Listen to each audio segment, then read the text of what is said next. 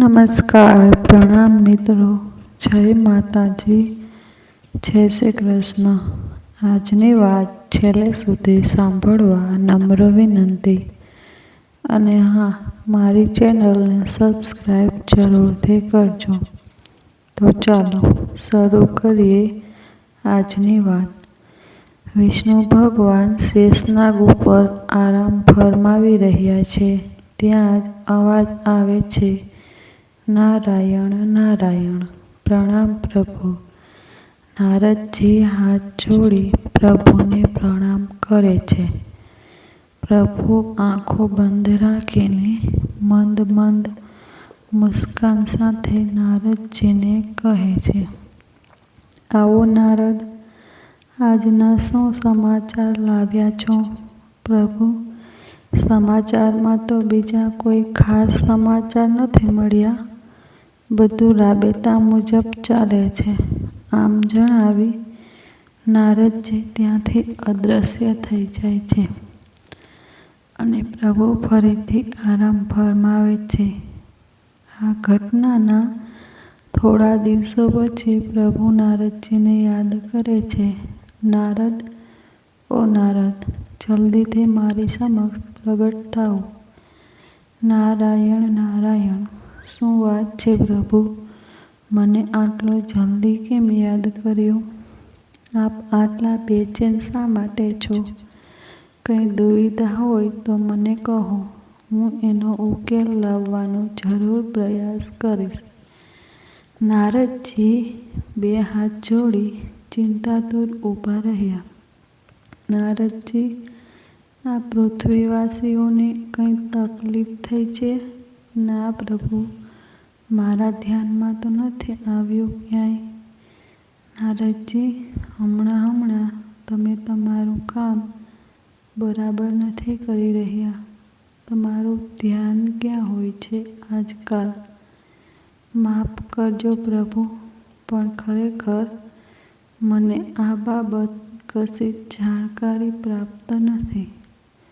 પણ થયું છે શું પ્રભુ? નારદજી, હમણાં મારા મંદિરોમાં ભક્તો મારા દર્શને આવતા જ નથી.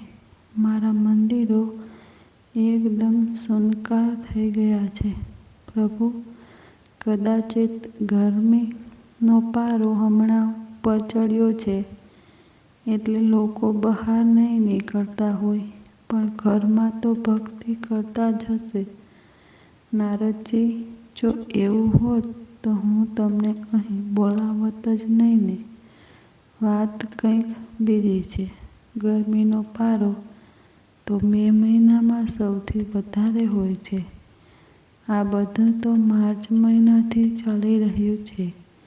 તમે અત્યારે જ પૃથ્વી ઉપર જાઓ અને મને જલ્દીથી અપડેટ કરો. અને આ યમદૂત ક્યાં છે?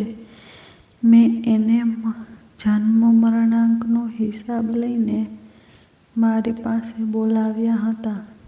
જાઓ ચિત્રગુપ્ત અને યમદૂતને મારી પાસે મોકલો. જેવી તમારી આજ્ઞા પ્રભુ. નારાયણ નારાયણ, આમ કહી નારદજી અદૃશ્ય થઈ જાય છે. 2 દિવસ પછી નારદજી પ્રભુ સામે પ્રગટ થાય છે.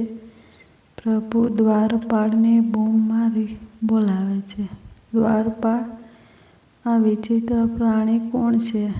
અને નારદજી જેમ કેમ બોલે છે? આને અહીંથી બહાર કાઢો. અરે પ્રભુ, હું નારદ જ છું. તમે મને ભૂલી ગયા? પ્રભુ નારદજી તરફ ધ્યાનથી જોવે છે. પગથી માથા સુધીનો ઢંકાયેલો સફેદ કલરના વસ્ત્રો, ફક્ત આંખો જ જોઈ શકાય છે. અને એમાં પણ ચશ્મા લાગેલા છે. હાથમાં પહેરેલા મોજા અને પગમાં પહેરેલા બૂટ. અરે, આ શું વેશ ધારણ કર્યો છે નારદ? આમાં તો તમારું મોઢું પણ નથી દેખાતું. તો તમને ઓળખું કેવી રીતે? આ વાર્તાલાપ ચાલતો હોય છે ત્યાં જ દાસી પ્રભુ માટે ફળોનો થાળ લઈને આવે છે. પરંતુ નારદજીને આવા વિચિત્ર અને ભયાનક વેશમાં જોઈને ડરી જાય છે. ડરના કારણે એના હાથમાંથી થાળ પડી જાય છે અને એથી વધુ ડરીને ભાગી જાય છે. જોયું તમે નારદ, તમારી આ વિચિત્ર વેશભૂષાથી લોકો કેટલા ડરી જાય છે. જલ્દીથી હવે આ વેશ ઉતારો અને તમારા સ્વરૂપમાં આવી જાઓ. અવશ્ય પ્રભુ, પરંતુ એ પહેલાં તમે આ સેનિટાઈઝરથી હાથ સ્વચ્છ કરી લો તથા આ માસ્ક અને હાથના મોજા પહેરી લો. એ પછી જ હું મારા વિચિત્ર વસ્ત્રો દૂર કરું. નારદ, આ બધું શું માંડ્યું છે તમે? તમને મેં પૃથ્વી ઉપર મારા ભક્તોની ખબર લેવા મોકલ્યા હતા, નહીં કે આવું વિચિત્ર વર્તન શીખવા. અરે પ્રભુ, હું સમજી ગયો છું, પણ આ વસ્ત્રો આજકાલ પૃથ્વી ઉપર પ્રવેશવા માટે અનિવાર્ય બની ગયા છે.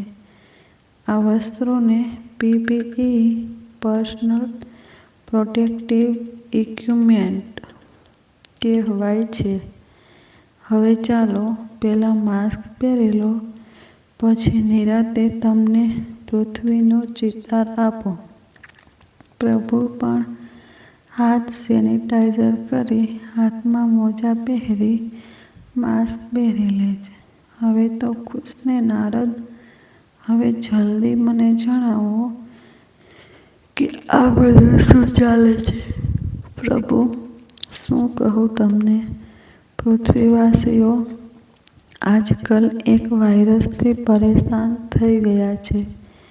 એ વાયરસનું નામ છે નોવેલ કોરોના અથવા તો COVID-19 ના નામથી પણ ઓળખવામાં આવે છે.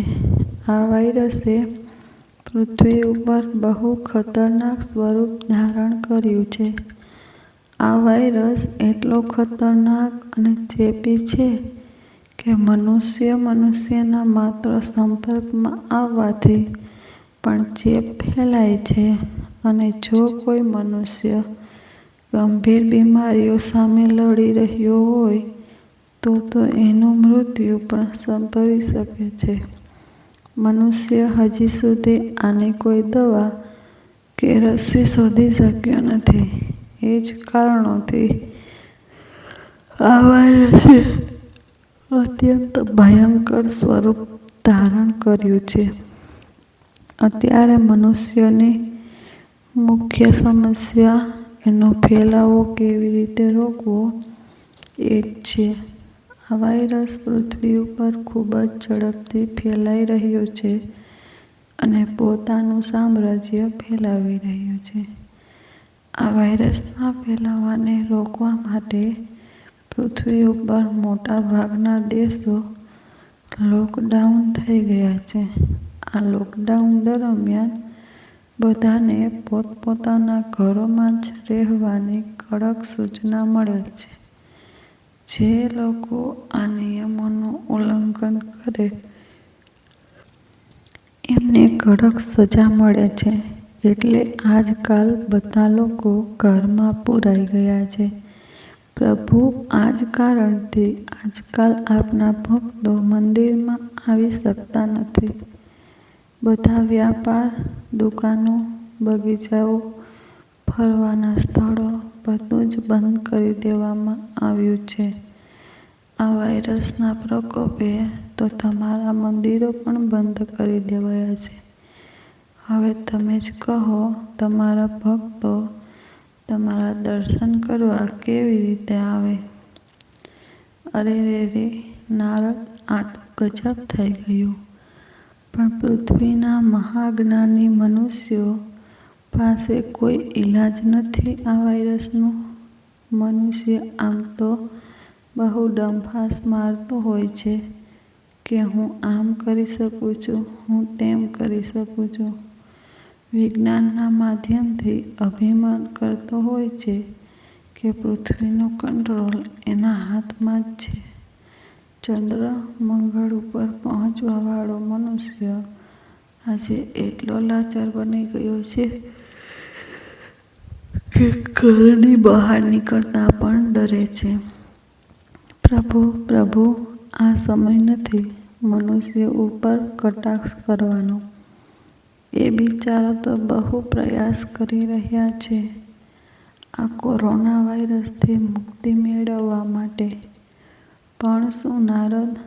પણ પ્રભુ, લાગે છે કે આ વાયરસ પણ એકતા કપૂરની સિરિયલો જોઈને આવ્યો છે. એવું શા માટે કહો છો નારદ? તો શું પ્રભુ, આ વાયરસ અત્યાર સુધીમાં 7 વખત પોતાનું સ્વરૂપ બદલી ચૂક્યો છે. હવે તમે જ વિચારો, મનુષ્ય અત્યારે કેવી મુશ્કેલીઓથી ઘેરાયેલો હશે. એ બધી વાત તો સાચી, પણ નારદ, આજકાલ આ મનુષ્ય મને બિલકુલ યાદ જ નથી કરતો એવું લાગે છે. અત્યારે તો એની પાસે સમય જ સમય છે. પ્રભુ, એવું તમને લાગે છે એટલે? નારદ, તમે ફરી પાછો મનુષ્યનો પક્ષ લો છો. લાગે છે કે પૃથ્વી ઉપર કાયમીના ધોરણે તમારી ટ્રાન્સફર કરવી પડશે.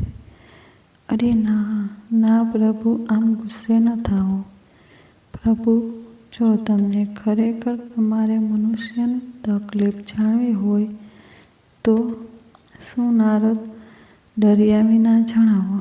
તો પ્રભુ, તમારે પૃથ્વી ઉપર જવું પડશે, અને એ પણ મનુષ્ય અવતારમાં. મનુષ્ય અવતારમાં જ તમે જાણી શકશો કે આ વાયરસથી મનુષ્યને કેટલી તકલીફ પડે છે. ઠીક છે નારદ, હું વિચારીશ આ બાબતે. પણ આ ચિત્રગુપ્ત અને યમદૂતને શું થયું છે? એમને બોલાવ્યા તો પણ કેમ આવ્યા નથી? પ્રભુ, એ લોકો હાલ ક્વોરન્ટીનમાં છે. શું કહ્યું? ક્વોરન્ટીન? કેમ, એ લોકોને શું થયું છે? પ્રભુ, વાત જાણે એમ છે કે આ બધી વસ્તુઓની શરૂઆત એમનાથી થઈ છે. નારદ, શું તમે હવે મને બધી વાત જણાવવાનું કષ્ટ કરશો? પ્રભુ, તમે તો જાણો જ છો કે બ્રહ્માજીએ ચિત્રગુપ્ત અને યમદૂતને એક બોટલ આપી હતી, જે તમને સહી સલામત પહોંચાડવાની હતી. હા, તો એ બોટલનું શું છે નારદ? શાંત પ્રભુ, શાંત. હું આપને એ જ જણાવી રહ્યો છું. હા, તો ચિત્રગુપ્ત અને યમદૂત એ બોટલ લઈને તમારી પાસે આવી જ રહ્યા હતા કે એમની વચ્ચે એક મનુષ્યના મૃત્યુના સમયને લઈને શરત લાગી ગઈ. એ શરતની રમતમાં ને રમતમાં એ લોકો પૃથ્વી ઉપર ગયા અને ઉત્સાહમાં એમના હાથમાંથી એ બોટલ પડી ગઈ અને ફૂટી ગઈ. એમાંથી જે નીકળ્યું એ જ આ નોવેલ કોરોના કે કોવિડ-19 જે કહો એ. આ ઘટના ઘટ્યા બાદ યમદૂત અને ચિત્રગુપ્ત પાછા તો આવી ગયા, પરંતુ ઘટના સ્થળથી ખૂબ જ નજીક હોવાથી યમદૂતના પાડા સહિત એ બંને અત્યારે કોવિડ-19 પોઝિટિવ બની ગયા છે. અત્યારે પાડો તથા એ બંને ક્વોરન્ટીનમાં છે અને બ્રહ્માજીની દેખરેખ હેઠળ સારવાર લઈ રહ્યા છે. તો નારદ, અત્યારે પૃથ્વી ઉપરના જન્મ મૃત્યુના હિસાબ કોણ જોવે છે?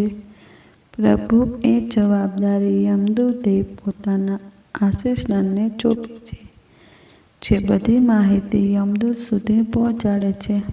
અચ્છા, તો યમદૂત અને ચિત્રગુપ્તને વર્ક ફ્રોમ હોમ મળેલ છે એમને? હા પ્રભુ, અત્યારે તો એમને વર્ક ફ્રોમ હોમ છે, પણ મને એક વાત સમજાણી નહીં. શું નારદ? પ્રભુ, તમને બ્રહ્માજીએ જણાવ્યું ન હતું આ વાયરસ વિશે? નારદ, બ્રહ્માજીએ મને જણાવ્યું હતું કે એક બોટલ મોકલું છું તમને, એ તમારી પાસે સાચવીને રાખજો. યોગ્ય સમય આવીએ વાત કરીશું. એ પછી હજુ સુધી એ યોગ્ય સમય આવ્યો જ નથી અને અમારે કોઈ વાત થઈ નથી. એવું તો ઘણું બધું બ્રહ્માજીએ મારી પાસે સલામત રાખ્યું છે. બરાબર, પ્રભુ સમજી ગયો. નારાયણ નારાયણ. આમ કહી નારદજી અદૃશ્ય થઈ જાય છે. પ્રભુ ગંભીર મુદ્રા ધારણ કરી નારદજીની વાતો ઉપર વિચારમગ્ન હતા. ત્યાં જ લક્ષ્મીજી આવ્યા. પ્રણામ પ્રભુ, શું વાત છે? આજે તમે કેમ ગંભીર લાગો છો? દાસીએ જણાવ્યું કે અહીં કોઈ વિચિત્ર પ્રાણી આવ્યું છે. ક્યાં છે એ પ્રાણી? આવો લક્ષ્મીજી, શું કહું તમને? એ વિચિત્ર પ્રાણી બીજું કોઈ નહીં પણ નારદ હતા. પ્રભુ લક્ષ્મીજીને બધી જ વાત કરે છે અને ફરી વિચારમગ્ન થઈ જાય છે.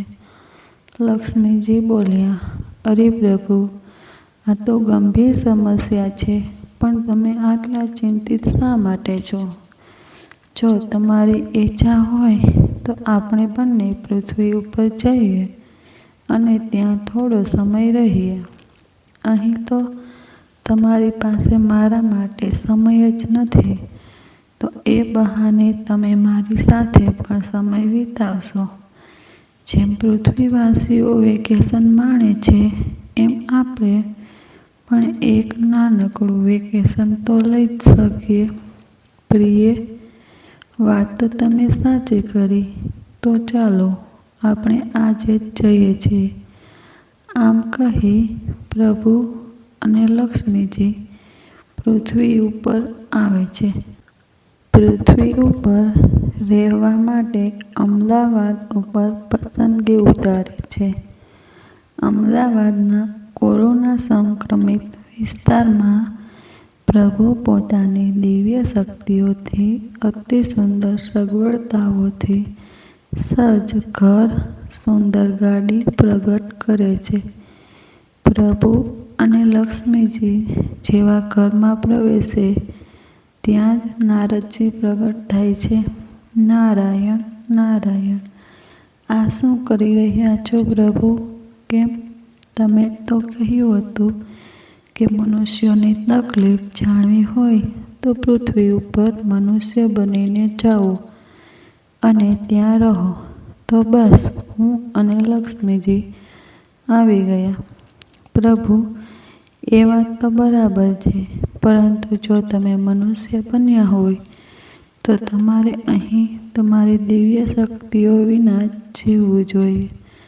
તો જ તમને મનુષ્યોની તકલીફની અનુભૂતિ થશે. મનુષ્યો પાસે તો દિવ્ય શક્તિઓ નથી ને?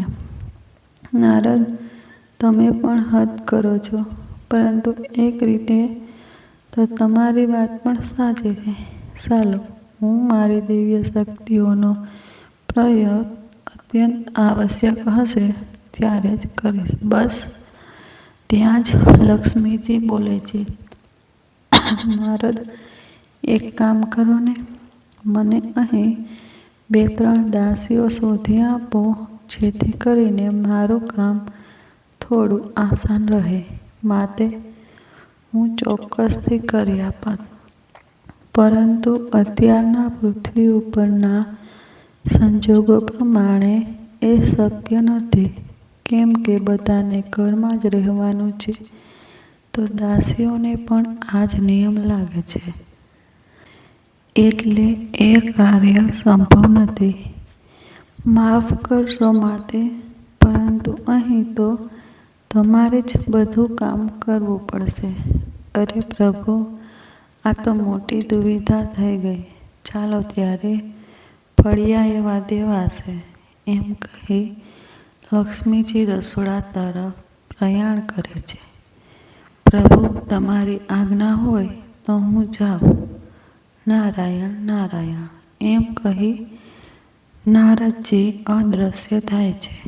એક અઠવાડિયા પછી પ્રભુ શેષનાગ ઉપર આરામ મુદ્રામાં હોય છે.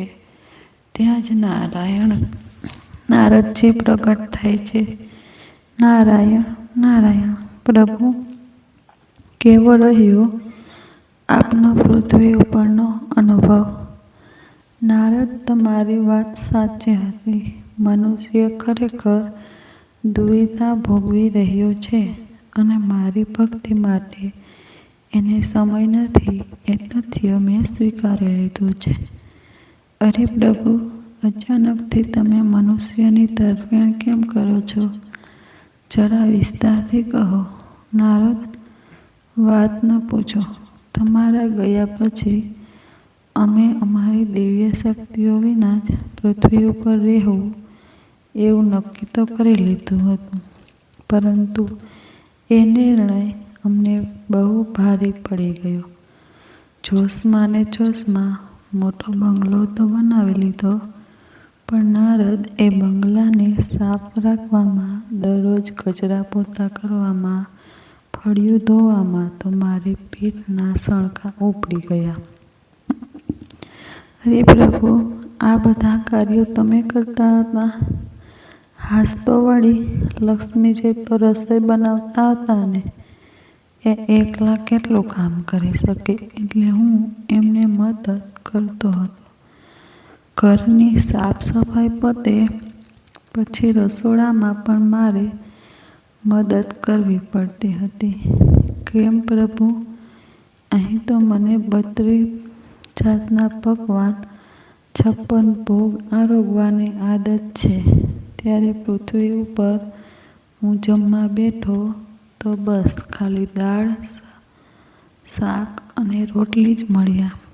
મેં લક્ષ્મીજીને પૂછ્યું તો એ કોપાયમાન થઈ ગયા કે મારાથી તો આટલું પણ નથી થતું. જમી લો શાંતિથી. જેમ તેમ સ્વાદ જોયા વિના જ ભોજન કર્યું. એ પછી નારદ, તમે આવ્યા હતા અને પૃથ્વી ઉપર વપરાતું ઉપકરણ મોબાઈલ લક્ષ્મીજીને આપી ગયા હતા. એ દિવસે તમે એને જે ભયાનક જ્ઞાન આપ્યું એનો બદલો વારવાનો તો બાકી છે તમારી સાથે. અરે રે પ્રભુ, મારી સાથે શા માટે? મેં એવું તો શું કર્યું હતું? અરે, તમે તો દુશ્મનના હાથમાં અણુબોમ્બ આપવાનું કામ કર્યું હતું. અણુબોમ્બ? હા નારદ, હા, અણુબોમ્બ. એ મોબાઈલ કોઈ અણુબોમ્બથી કંઈ ઓછો ન હતો. લક્ષ્મીજી આખો દિવસ પેલું શું? હા જો, યુટ્યુબ. એ યુટ્યુબ ઉપર આવતી નવી નવી વાનગીઓ જોયા રાખે અને પછી મારી પાસે રસોડામાં એ બનાવડાવે. બનાવવા સુધી તો ઠીક હતું, જ્યાં સુધી ઘરમાં બધો સામાન હતો ત્યાં સુધી તો બનાવ્યું. પણ તમને ખબર છે નારદ, એક દિવસ હું થોડી ઘણી વસ્તુઓ લેવા બહાર નીકળ્યો. મને એમ હતું કે હું તો ખુદ ભગવાન છું, મારે માસ્કની શું જરૂર છે? એમ વિચારી માસ્ક પહેર્યા વિના જ બહાર નીકળ્યો તો પોલીસે મને પકડી લીધો. મેં એમને સમજાવવા બહુ પ્રયાસ કર્યા, પરંતુ એમણે મારી એક વાત ન માની. એ લોકોએ મને દંડા મારવાનું શરૂ કર્યું. આખરે મેં મારી કરેલી ભૂલની માફી માંગી તો એમને થોડી દયા આવી અને મારી પાસે 30 ઉઠક બેઠક કરાવી. બોલ, આ બધું કરીને હું ઘરે ગયો તો લક્ષ્મીજી મારી રાહ જોઈને બેઠા હતા. ક્યાં હતાથી શરૂ કરીને સવાલો ચાલુ કર્યા. બાપ રે બાપ, હું તો થાકી ગયો. એ પછી લક્ષ્મીજી બનાવેલા લિસ્ટ પ્રમાણે વસ્તુઓ મેળવીને મૂકતા હતા ત્યાં જ એમણે બૂમ પાડી. હું તો ડરી ગયો કે હવે શું થયું. એક તો ઉઠક બેઠકના કારણે મારા પગ અસહ્ય દુખાવો થઈ રહ્યો હતો અને એમાં લક્ષ્મીજી જલ્દી આવો એવી બૂમો મારતા હતા. માંડ હું રસોડામાં ગયો ત્યાં તો લક્ષ્મીજીએ રીતસર મારી ઉપર તાડુક્યા કે એક તો તમે મોડું કર્યું અને એમાં પણ કેપ્સિકમ ભૂલી ગયા. હવે હું સંજીવ કપૂરની વાનગી કેવી રીતે બનાવીશ? એક કામ તમે સરખું ન કરો ભાઈ સાહેબ. હવે પાછા જાઓ અને કેપ્સિકમ લેતા આવો. બોલો, હું કંઈ સુપરમેન થોડી છું કે ઉડીને જાઉં અને પોલીસને ન દેખાઉં. એ દિવસે તો એમને માંડ સમજાવ્યા. અરે રે પ્રભુ, મને તો તમારી દયા આવી ગઈ. આવું હતું તો મને બોલાવાય ને. અરે નારદ, શું બોલવું તમને? ઘરનું કામ કરીને લક્ષ્મીજી એનો બધો ગુસ્સો મારી ઉપર જ ઉતારતા. એની જગ્યાએ સાચા પણ હતા. આપણને એવું લાગે કે સ્ત્રીઓને ઘરમાં શું કામ હોય છે, પણ નારદ, હવે સમજાણું કે સ્ત્રીઓને કેટલું કામ હોય છે. એ પછી મેં મારી અડોશ પડોશમાં તપાસ કરી કે શું મારી હાલત જ આવી છે, બીજા લોકો કેવું અનુભવે છે. તપાસના અંતે મને ખબર પડી કે મારી હાલત કરતાં પણ બીજા લોકોની હાલત વધુ ખરાબ છે. હું ખોટો હતો કે મનુષ્ય તો હવે ઘરમાં જ છે અને આરામ જ ફરમાવે છે. સ્ત્રીઓ રસોઈ અને ઘરકામમાં વ્યસ્ત છે, પુરુષો એમને મદદ કરવામાં વ્યસ્ત છે. દાદા દાદીઓ રામાયણ, મહાભારત અને એમના જમાનાની સિરિયલ જોવામાં વ્યસ્ત છે. બાળકો રમવામાં, ઓનલાઈન ક્લાસીસમાં વ્યસ્ત છે. આ બધામાંથી જો ટાઈમ વધે તો સગાવાલાઓને ફોન કરવામાં વ્યસ્ત છે. નારદ, આમાં મનુષ્ય પાસે મારી ભક્તિ કરવાનો સમય જ નથી અને હવે એ બાબતે મને કોઈ ફરિયાદ પણ નથી. જોયું પ્રભુ, આપણે બીજાની તકલીફ ત્યારે જ સમજાય જ્યારે આપણે એની જગ્યાએ હોય. પણ પ્રભુ, હવે તો તમે પણ માનો છો ને કે મનુષ્યોને આ વાયરસથી અત્યંત તકલીફ પડી રહી છે. હવે તમે જ આ સમસ્યાનો ઉકેલ લાવી શકો એમ છો. પ્રભુ, કૃપા કરો, મનુષ્યને આ મહામારીમાંથી મુક્તિ અપાવો. નારદ, એ મારા હાથની વાત નથી. અરે પ્રભુ, એવું કેમ બોલો છો તમે? હા નારદ, જો ઘટતી ઘટનાઓનું સંપૂર્ણ સંચાલન મારા હાથમાં હોત તો દ્રૌપદીના વસ્ત્રહરણથી લઈને મહાભારતના યુદ્ધ જેવી અનેક ઘટનાઓ બની જ ન હોત. જે કાળે જે થવાનું લખ્યું છે એ તો થઈને જ રહેશે. પરંતુ પ્રભુ, તમે તો કહ્યું હતું ને કે આ વાયરસની માહિતી તમને બ્રહ્માજીએ આપી ન હતી. એ ગૂંચ હજી સુધી ઉકેલાઈ નથી. હા નારદ, મેં બ્રહ્માજી સાથે આ બાબતે ચર્ચા કરી લીધી છે. હકીકતમાં તો આ વાયરસ હજી 10 વર્ષ પછી પૃથ્વી ઉપર મૂકવાનો હતો, પરંતુ ચિત્રગુપ્ત અને યમદૂતની ગંભીર ભૂલના કારણે અત્યારે પૃથ્વી ઉપર આવી ગયો. પરંતુ કેમ 10 વર્ષ પછી? હા નારદ, 10 વર્ષ પછી. આ પૃથ્વીની દશા વધુ ખરાબ થવાની હતી. ચારે બાજુ પ્રદૂષણ જ ફેલાઈ જવાનું હતું. અત્યંત આધુનિક ઉપકરણોના કારણે મનુષ્ય પરિવાર સાથે રહેવા છતાં પણ એકલો થઈ જવાનો હતો. અને એવું તો બીજું ઘણું બધું. પૃથ્વી ઉપર અત્યારે જ લોકડાઉનની પરિસ્થિતિ છે. એ જ પરિસ્થિતિ 10 વર્ષ પછી આવી હોય તો પ્રદૂષણ ઓછું થઈ જાત. મનુષ્યને પરિવારની કિંમત સમજાય.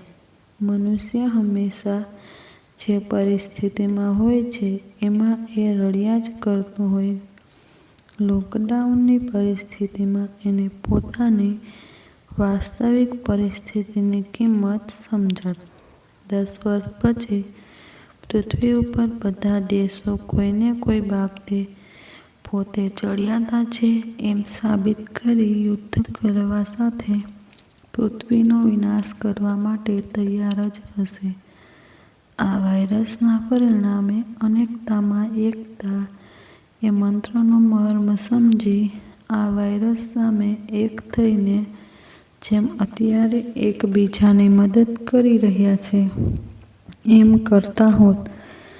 આમ આવા ઘણા બધા કારણોથી 10 વર્ષ પછી આ વાયરસ પૃથ્વી ઉપર મોકલવાનો હતો. જ્યારે અત્યંત ખરાબ પરિસ્થિતિમાંથી પસાર થાઓ ત્યારે જ તમને સારા સમયની કદર શકે છે. પૃથ્વી ઉપર અત્યારે તો સમય સારો જ ચાલી રહ્યો હતો એટલે અત્યારે તો વાયરસ મોકલવાનો ન હતો. પરંતુ પ્રભુ હવે આ વાયરસ પૃથ્વીવાસીઓ ઉપર થોડી કૃપા કરો અને એમને આ વાયરસમાંથી મુક્તિ આપો. નારદ, મેં તમને કહ્યું ને કે દરેક વસ્તુ મારા હાથમાં નથી હોતી. આ વાયરસ એટલે કે પ્રોબ્લેમ તો બ્રહ્માજીએ શોધી કાઢ્યું પણ એનું સોલ્યુશન બાકી છે. કેમ કે આ વાયરસને પૃથ્વી ઉપર પહોંચવાને 10 વર્ષનો સમય બાકી હતો. પરંતુ નારદ, સમયને સમયનું કામ કરવા દો. મને ખાતરી છે કે મનુષ્ય આનો ઉપાય ચોક્કસ શોધી કાઢશે. નારાયણ નારાયણ. આમ કહી નારદ અદૃશ્ય થઈ જાય છે અને પ્રભુ ધ્યાનમાં લીન થઈ જાય છે. આ વિડીયો માત્ર એન્ટરટેનમેન્ટ માટે અને શીખ માટે હતો. જો વિડીયો સારો લાગ્યો હોય તો લાઈક કરી ચેનલને સબસ્ક્રાઈબ કરજો.